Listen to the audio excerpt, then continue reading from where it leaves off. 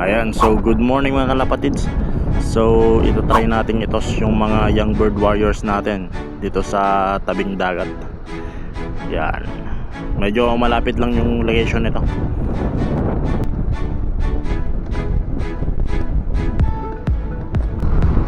Ayan.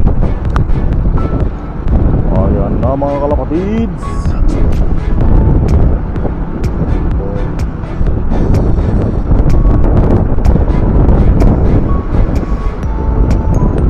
Ayan, so try natin kung makakauwi sila sa location natin.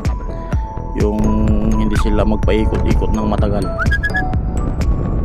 Ayan, so bale halatang hindi pa sila sanay na lumabas sa T-box natin. Bang!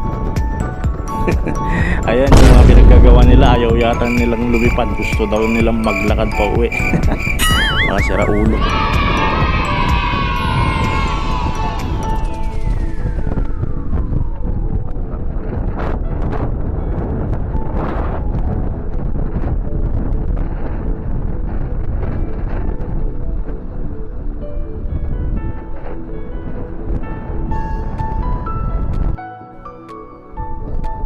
Ayan, so andito na sila sa bahay.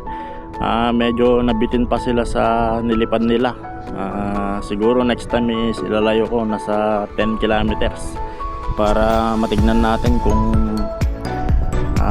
magaling ba yung homing instinct nila. Mga bata pa kasi tong mga to, nasa 3 months to 4 months lang yung mga to.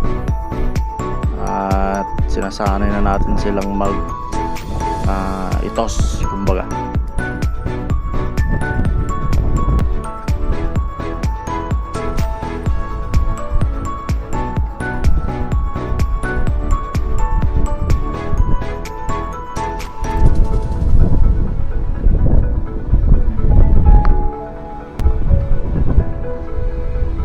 At ayan lang mga kalapatids.